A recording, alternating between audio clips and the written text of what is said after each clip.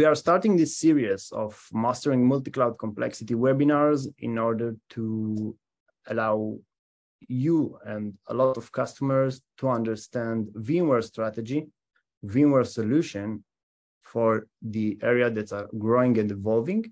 I will show it. The agenda will be why we are going to show a unified management solution, why we are calling it Complexity.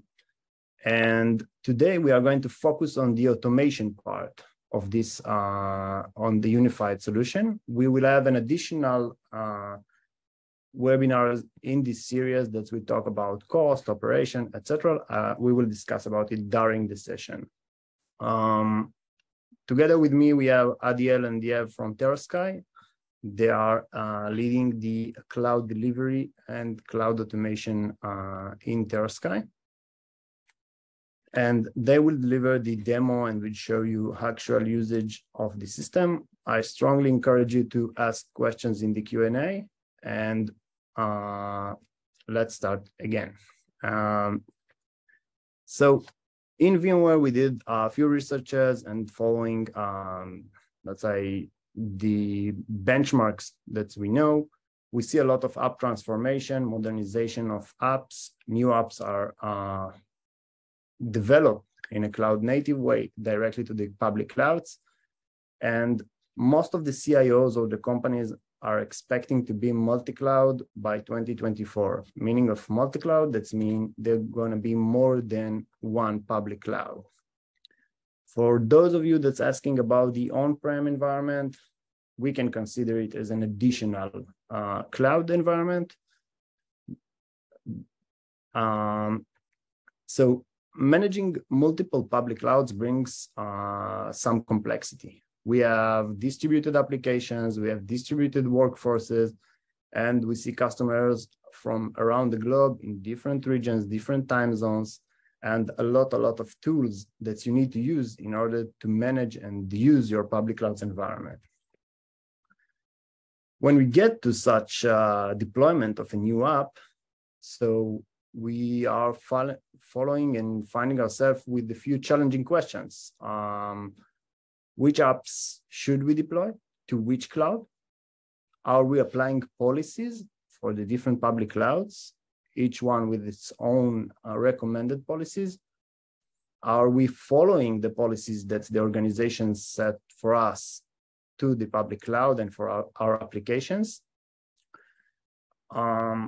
What are we doing with the cost versus performance? It's always a trade-off between those two. And if we are optimizing the cost correctly, not on one cloud account, but in multiple ones. And the last question is, do we have global view that's centralized the cost, security, and performance across those platforms?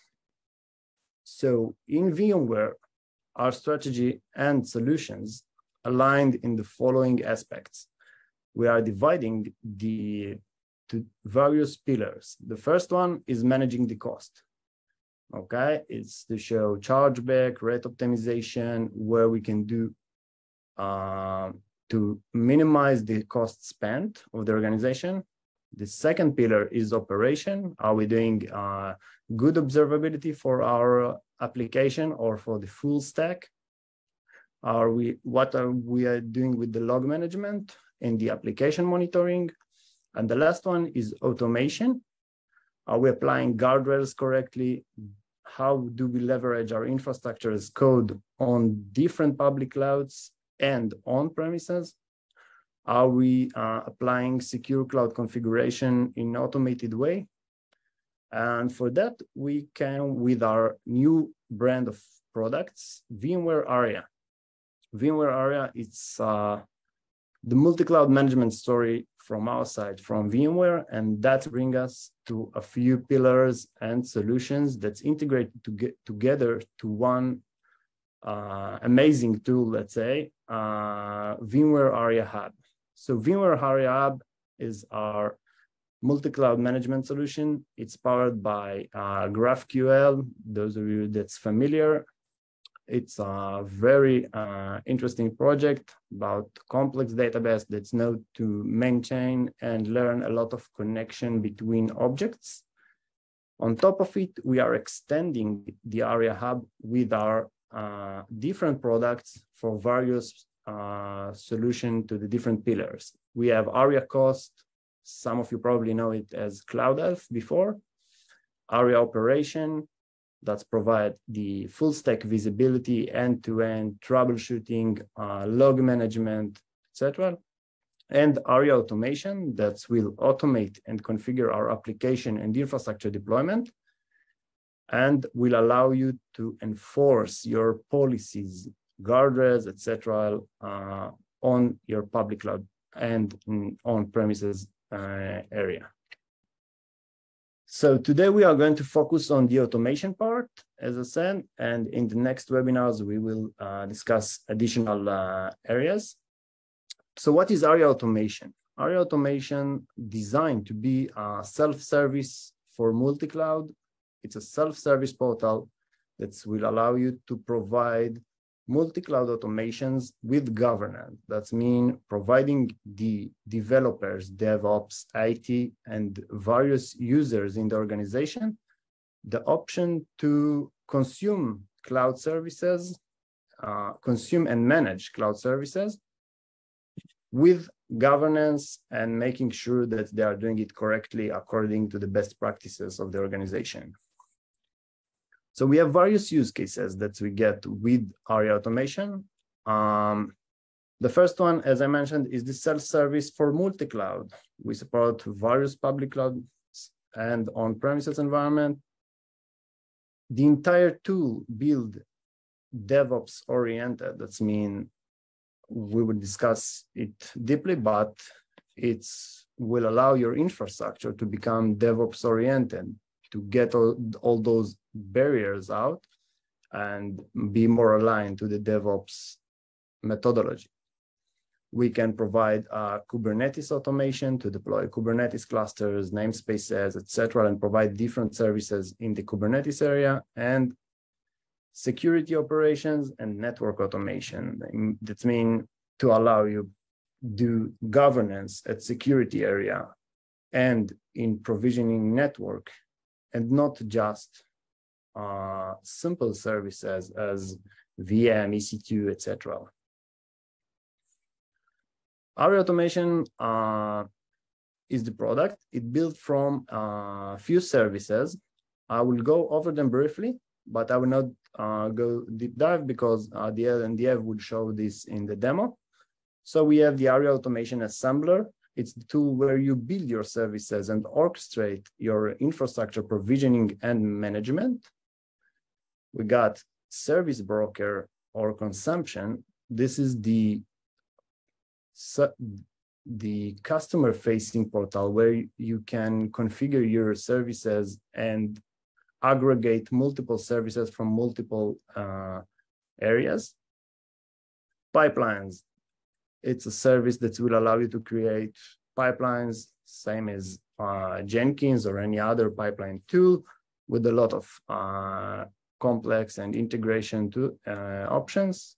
Orchestrator, it's a tool that will allow you to create workflows from basic to complex one, with a lot of integrations to various components, and built in with tons of pre-built, pre-created workflows that you can customize and change.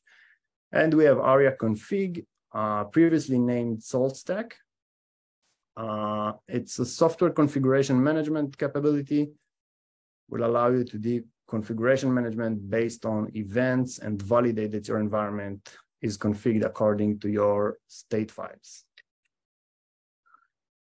When we are talking about Service Broker, so what is actually and how it looks like? So we have a self-service portal that will allow you to share services to your DevOps, SREs, IT, and actually everyone in the organization that we want to consume services. We can consume services from Aria Automation templates. We can have Terraform templates, We can, for example, share AWS CloudFormation templates that's created in your AWS account, OVA images, orchestrator workflows. That means you can expose, we call it X as a service. That means you can develop whatever automation you want and allow consumers to use those automations in your self-service portal in managed way. Also, we can show pipelines and allow executing of pipelines directly from the portal. And all of this magic, or all of this service catalog, is applied and managed with policies behind the scenes. That means that if we are allowing user to have request forms, for example, you can see here, we have dynamic request forms with various inputs. We can change the inputs and make them to be very, very dynamic and customizable. We can bind between them and allow different things to different users. I will talk a little bit about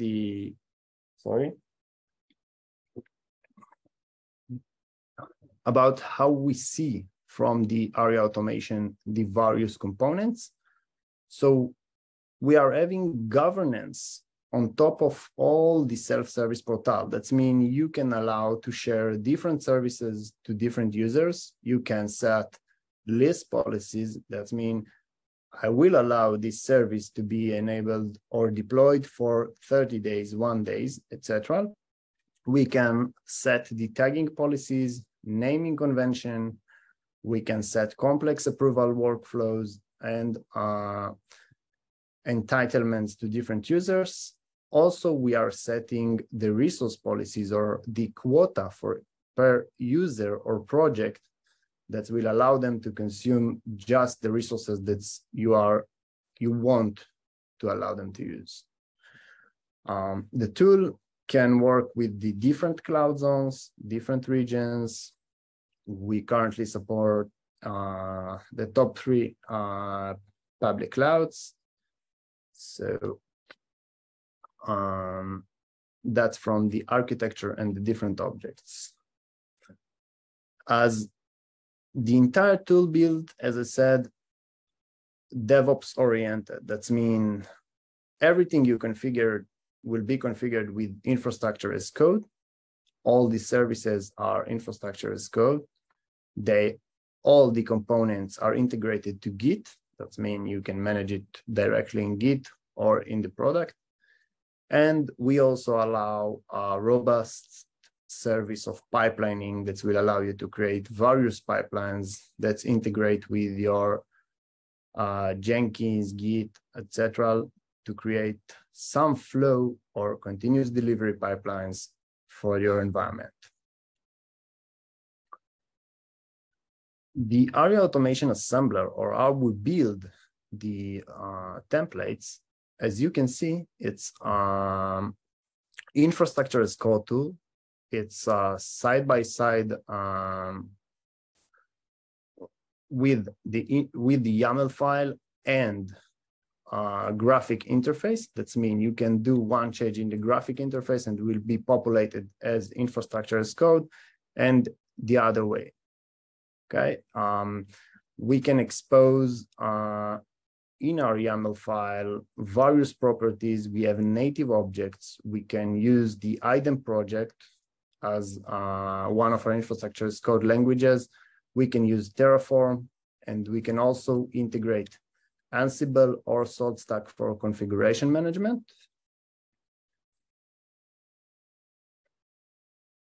For example, if we will leverage the Terraform integration, we can use any Terraform provider to provision custom objects. That means, I thought we are supporting various objects. You can deploy any Terraform file that you already created. You don't need to change it. You just need to expose it in the service catalog. It can also be part of a complex blueprint that will provision your entire service. That means, for example, here we are deploying a network with a few front-end servers, backends, and an additional Terraform resource. I mentioned it for Aria config about integrating the configuration management. So in the same YAML file, we can, those of you that are familiar with Salt or not, it's an open source project that will allow you to create state files or configuration files for your environment. In this example, you can see that we are deploying one VM and applying different state files. We are applying Apache, for example, and that will make sure that this VM will be deployed and Apache installed and configured.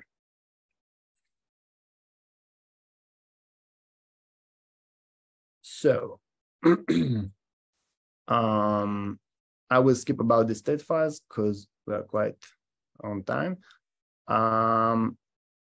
We have some special object in vRealize automation or Aria automation called Cloud Machine. Cloud Machine, it's a cloud agnostic provisioning. That means you can configure the template once with your cloud machine, and according to various tags or inputs in the service portal, it will provision the machine to different clouds with a different object. For example, what we see here, that's if we select production is the environment, that will provision VM in vSphere. But if we will set dev, it will go to AWS, and if it's test, can be Azure. And of course, that's customizable, and you can check and select whatever you want. I mentioned that we have approval policy. So for every service, it's never mind if it's deploying EC2, if it's creating new VPC or any other service that you will allow your users to consume, we can have approval process, multi-level with the multi-approvers. And it will allow you, for example, if the deployment cost is too high, to get an approval from someone that's need to make sure this is allowed to provision. Also, we can use list policies. That means that every object that we are provisioning can be deleted sometime. If, for example, for our CI/CD to show that our deployment will stay only for 1 day. Aria automation pipelines, as I said before, will allow you to create different pipelines with a lot of integrations, a lot of endpoints. Adiel will show it in a few minutes. Very robust tool. And also we can take every pipeline and expose it in the service catalog to users with the various inputs. In Kubernetes automation, we can have provisioning of Kubernetes clusters. We can deploy Kubernetes namespaces. We can allow users to consume Kubernetes zones that they can create their own Kubernetes clusters and use them for their own usage. And that's it for now. I will allow Adiel and Yev to go over the demos. I think it's more interesting than slides, and I will be happy to answer any questions in the Q&A. Hi, thank you, Liron, for the introduction. Now let's go see the demo environment. 1 second, sorry. Can you see my screen, Liron? Yep. Yeah, perfect. So it's a pre-recorded demo. As Liron mentioned, VRA is a highly customizable tool that can answer many needs, some of them beyond the classic infrastructure boundaries or classic DevOps boundaries. We'll go about a few of the options we have here. We'll discuss. We'll start with the service broker. This is the UI. We press the service broker user, which is designated for the end users. And here we can see the catalog items. We can filter them by different categories. Here we can see some Ansible Dockers, treater application on premise, treater application on AWS, Terraform, TAP, and few access variations. our users can be a part of multiple groups. And when they consume a catalog item, they can choose from which group, from which project this catalog item will be consumed. It will affect the quotas, the limits, the policies, different visibilities. Different groups can see different items. We can see on the left, we have content types. We can use AWS, CloudFormation templates, VMware, Marketplace, CodeStream, VRO, and many more. So it gets easy to navigate for large organizations which has multiple multiple automations and services. Here, for example, we have some custom automations we decided to showcase. In this request, we can get data from airports to see if our colleagues, what happened to their flight. In this example, let's choose the Amsterdam airport. Let's see El Al Airlines in this airport. And here we can see live the flights from the portal. You don't have to submit anything. It's a live form that get the data live, not final deported. Basically, we can automate anything if it has an API or a CLI. We can do it. Just one of our examples we can implement here.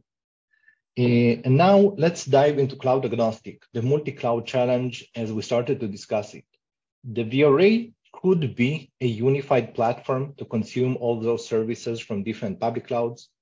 We have for this example, the cloud agnostic blueprint, which is general input form. We choose the deployment name. You can consume it through UI. You can consume it through API with different tools. And we can, in this example, we'll choose the target environment, AWS. We can change, for an example, number of front-end workloads to 3, the threads, and we hear the deployment's running. Inside the request, we can see the history. We'll start with some allocation to see we have 3 resources, we have network, compute, storage. Once it's done, you can always go to the history to see if you have some bottlenecks in the deployment. In this case, it took us 2.5 minutes. As you can see, it created on 3:47 and completed in 3:50.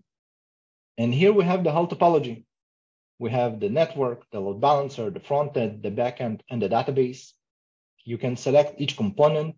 And on the right, we can see the properties, the IPs, the region, the tags that you have, 3 front ends as we requested, the region, all the initial high-level information your user might need is here.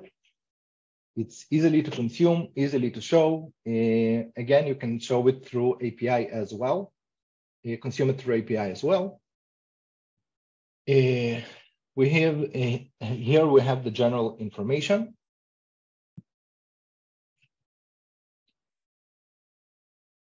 Now let's try to request the exactly same blueprint, but this time let's go to the on-prem environment without changing anything. It's the same catalog item from the user or the API. It's exactly the same. We just will modify the target environment. Instead of AWS, we'll choose the on-prem vCenter. This time we'll choose one front end, and we'll see how it goes. As you see, it's the same catalog item, cloud agnostic. 0.1 is on AWS. It could be, if you would like, fully transparent to the user. You don't have to choose AWS or on-prem. It could be dev, staging, prod environment, testing, silver, bronze, or whatever is fitting the organization. While the resources are being created, the topology is automatically loading those resources. And now we can see in this example, the topology is very similar, front-end, back-end database, but now it's a vCenter VM, VMware vSphere VM, together with NSX NSX that provided us the networking. It's a vSphere machine. This time it took 2 minutes to deploy the whole VM in our environment. Here we can see all the steps were requested. If you have approvals, as Liron mentioned, you will see them in the history as well. For each resource, we can provide, automate, customized second-day operation. What it basically means is we can give our users or additional data operations that not existing out of the box. We can create anything here, create additional automation and publish. We can limit the, for an example, where you don't want your end user to delete, only to power off and then to archive. We can implement it as well.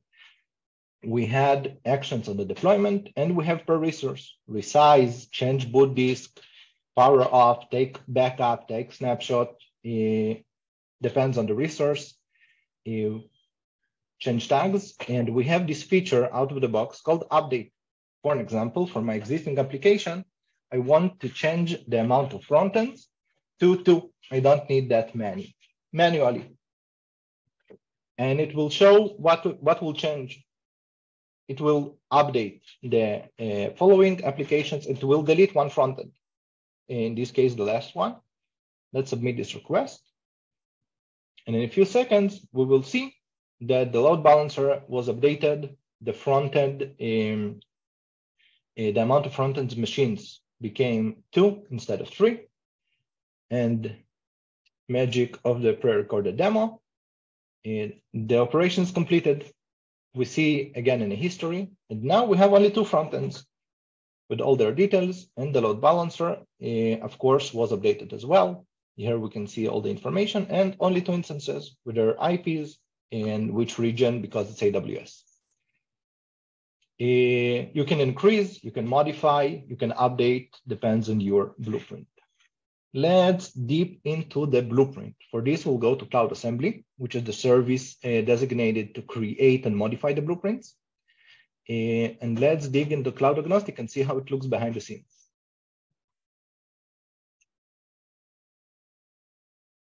Here on the right side, we can see the code, and on the left, the canvas. They fully in sync. If you modify or add additional component on the canvas, it will showcase on the code, and the other way around. When you select a component on the canvas, it's already highlighting the part of the code. Here we have some properties, name, image, tags, networks, and everything related to each agent. If it will be in AWS, then we will install a CloudWatch agent. And at the bottom, we can see a cloud config. During the deployment, we execute a cloud config for our application. The packages, the username, custom scripts, basically everything we need for this application. We can put here all the CMDs, the commands, the exports, and this is for the frontend. Each frontend will execute it. We have the same for MySQL. Again, different cloud front. We can customize it to whatever we want. We can put here custom resources. If you have a third-party application you're using in your organization, which is not part of a VRA out-of-the-box compatibility list, you can develop and create your own resources that will be managed by VRA, including data operations. It could be a CMDB record, it could be IPAM integration, or anything you could think of. For some convenience, we can go to properties. And here's more UI-based editing tool. We have everything we have in the code, we have here in the UI, and the inputs for the whole deployment. If you would prefer to create the inputs in this form and not the code, you have it as well. Here are the inputs as code, as UI. We always have the ability to test our blueprint. When we're creating a new blueprint, we don't want every time to deploy, delete. We have the option to test. Here in this example, we'll choose, for an example, AWS with 3 frontends, and let's see. And what it does, it kind of plans to see it has the availability resources, all the constraints are matched, you have the required profiles, syntax, everything is there. So you can publish the catalog item to your end users. Until you, as long as you didn't publish the catalog item, your end users will not see it. This is the high level. We could, in this example, we had AWS and on-prem. It could be almost anything. And from the end user perspective, DevOps perspective, they have a unified API that will kind of mask the whole infrastructure if the organization don't want to publish the IT or limit some access. VRA could be the tool for this unified management, including approval policies, custom validations, quotas for groups. We have an expiring option. For an example, if even if AWS, you don't want VMs to live more than 30 days, you can configure a policy that will automatically, after some archiving period, will delete them. Now I will give Adiel a word. He will showcase a more interesting, a more complicated use case. We created more DevOps oriented, how to create pipelines, how to integrate different solutions, and hopefully you will find it interesting as well. Thank you for your attention, Adiel. Hi, thank you, Yev. It was a very interesting demo. Now I will show you what you could do with what we've just seen. Let me share my screen. So we will go over. Can you see my screen, guys? Yes. Great. So now we'll go over several things that Liron mentioned and some extras that we went through the basics of how to provision cloud agnostic entities on the VRA. And now what we can do with this. At first we'll see here how to provision a Docker host through our service broker. So we simply go to the service broker. As we said, we have several catalog item types, and now we will use a VMware Cloud template catalog item, which will provision a Docker host using Ansible. So we'll input the deployment name and the VM name as an input. It has an input for the form, which is Docker 01. We click submit, and we'll see our request again. Navigating into our request will show us all of the information we chose from a cloud template, Ansible Docker app cloud template, and we'll also see the history. We'll just skip the video. It will provision, create successful. So now we can see here on the request our events, the topology itself as well on the left pane. But we can see it on the events that it created a virtual machine, the network object, and had an Ansible playbook running, which we'll see in a moment what it did. Okay, so we'll also see it on the topology. We have the IP address of the virtual machine.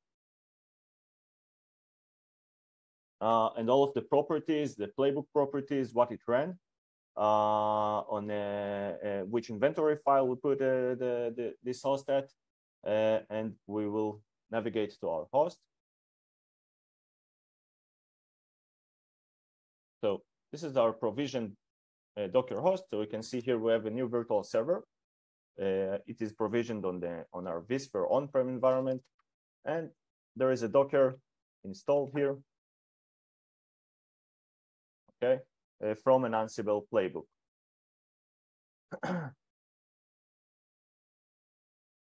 Okay, so now let's go over our blueprint, what it really does. Okay, so this is how our blueprint look like. We saw that we're provisioning from Ansible Docker app. Here we have virtual machine with a playbook attached to it. We can simply drag and drop our playbook from the left pane, okay, and then edit it here. Place the inventory file that we would like to place our host at. Our password, and the playbook that we would like to provision.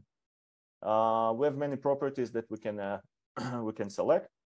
The bottom line is after the virtual machine is provisioned, we integrate with the Ansible server that is previously integrated with the VRA and execute the pipeline, the playbook. So as we can see here, this is our Ansible server. And we have our playbook, which installs a Docker server. So this is like a post-provisioning flow to install the Docker. Okay, so switching into pipelines, I have a different video on that.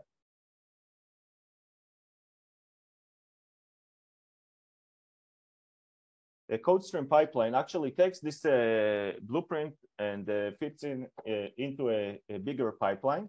A pipeline can also be consumed from the service broker. As we saw, we have different catalog item types. Now we will select a code stream pipeline, which we can execute it from here as well. Now we see all of the pipelines. We have a catch them all pipeline, which will take this blueprint and install this our Docker virtual machine and run on top of it our application. I will explain it all soon. We'll just see what we can create a pipeline from here, and all of the pipeline will execute. We'll go over the exact things the pipeline does in a moment. So we can see here all of the history of our pipeline, and it has an approval. It means that I cannot run the pipeline myself. There is hierarchy that needs to approve this pipeline execution. I'm also my user also can approve this. So we'll go to our inbox here at the right, and we will have as a approver, we will have a new approval request. We'll simply click on this. We can see what was requested. We have only one level here of approvers, and I can simply click approve. And the reason I can also reject, but for the purpose of the demo, I will approve it. After I approve it, the VRA, the Aria automation continues on. We can see it on the history tab. Continues on to execute the pipeline itself or any other object we consume here.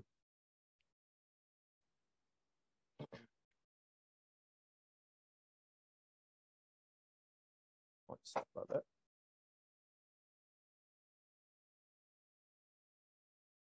So we can see the pipeline is finished,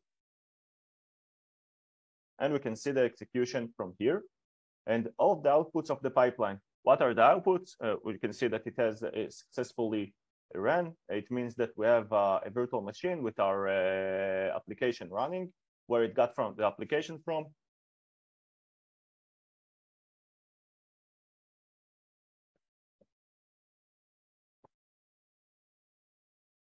Okay, so here we can see the playbook execution. The playbook execution actually has several steps. The first step is to get the image, as we saw here on the left. It builds the image from our Git. We'll see the Git in a second. Push the image to Harbor, and then deploy the virtual machine and install the image on our virtual machine on our Docker host, and test the application. So as we see here, the application was tested successfully. That's why the pipeline is completed successfully.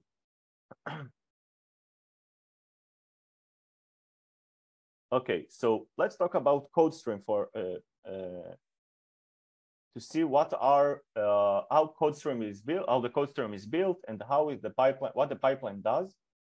Actually, CodeStream has various integrations. We can see here all of our pipelines already pre-configured. If we go to our endpoints here, we can see all of our integrations on the CodeStream. So we have email server integration. So when the pipeline finishes or successfully or fails, it can send an email. We have Jenkins integration, which we can integrate Jenkins pipeline into our pipeline. So when we build the image, actually here on our pipeline, you'll see that we integrate it through Jenkins that builds the image and push to Harbor. There is additional SMTP here. A VRO orchestrator. Basically, the VRO can run any workflow that you would like. Our previous catalog item for allow flights is based on a VRO workflow. We can have any custom code that we would like to run, and we can run from the user's portal as a request or from the pipeline as a part of our flow. We also integrated with a Git server. It's our Git, which the code is actually is there, and it also sends webhooks to execute our pipeline. And as well, we have a demo. We have a Docker server additionally to our provision Docker. We also have on the code stream itself secrets. So during the pipeline, we will not have the secrets as a plain text. So the VRA and the code stream can save secrets here. So we can just simply integrate them into our pipeline, for example, to integrate with our Jenkins and supply a password. Okay, so I have triggers, which means instead of going to through the service broker and the end user will run the pipeline, a trigger can be made. For example, a webhook. On this example, we have a webhook on our Git environment. Whenever an update or commit to our repo is made, it will send a webhook to our code stream to execute our pipeline and check the code that is in the Git.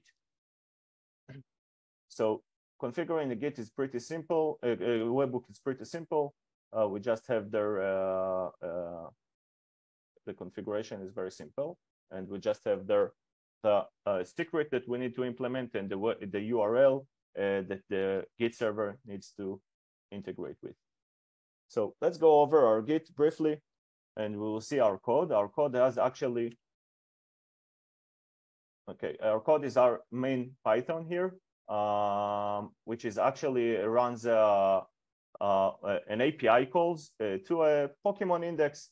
So we can see here, once our server is running, our test case will pull a Pokemon from the Poke API. So we can see it here on the code. Now, to configure here, we just created on our Git webhook.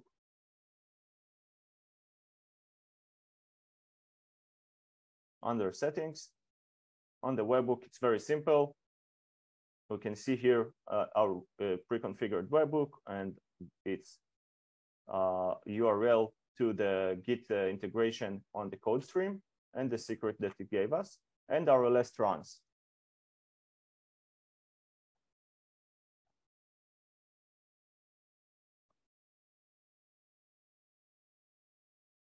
Okay. So now let's go back to our code stream pipeline and see what it does. Okay. Our pipeline is configured to build, as we spoke. Just 1 second, our video is. Okay, so to go to the pipeline, as we saw, we have the pipelines menu. We simply selected our pipeline, and our pipeline is here divided into several sections: the build image, deploy infrastructure, and then test application, as we saw from our execution. So the first step is to build the Docker image. It's a Jenkins, actually Jenkins that we're running using our integration, our previous integration. And the job there is to build our test image. To build the test image from our code in the Git.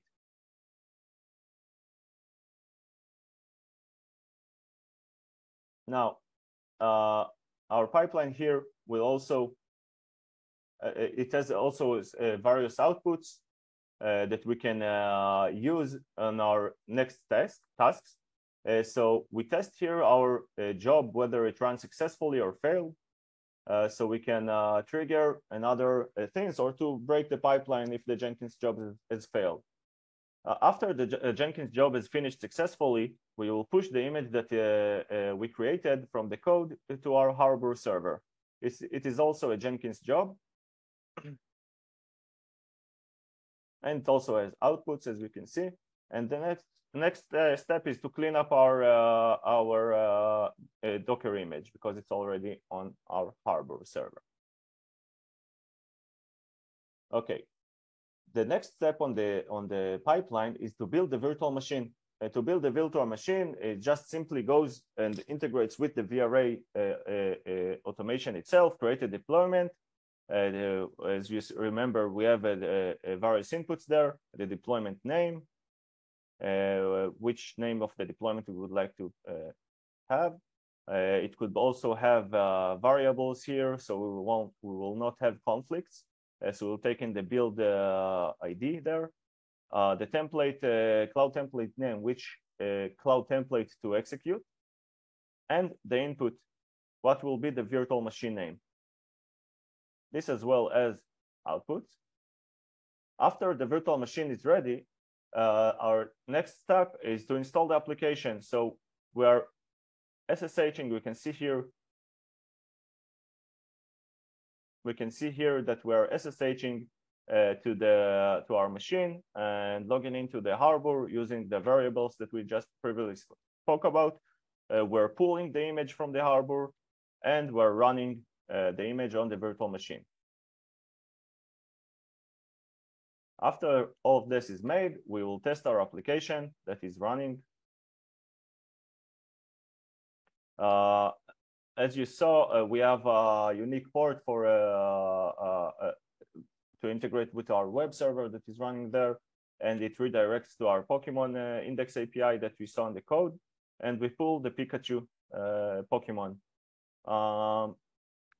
Once that it has also as an output, if it succeeds, we will see as it is a success, and we will send a notification of successful or failure.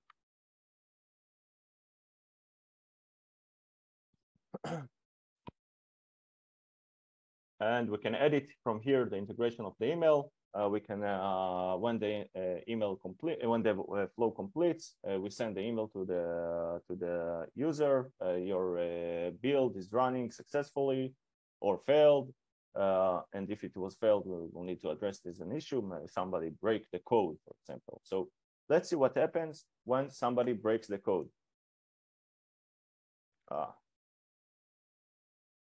Okay, so we'll go to our Git repo, and let's do something that is invalid. We'll commit a new change here, and we'll change the URL.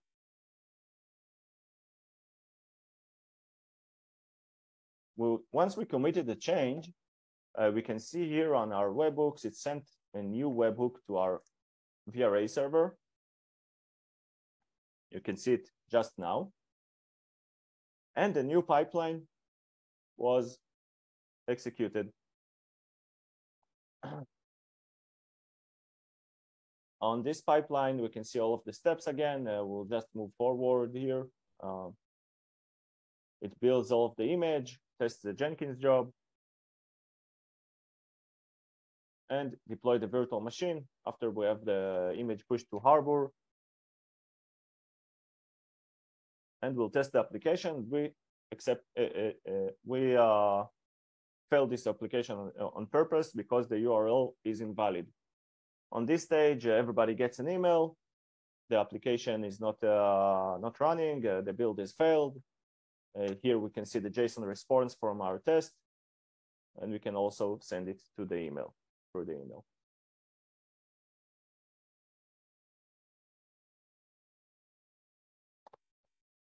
Okay. So that's basically all about CodeStream and pipelines and approval policies.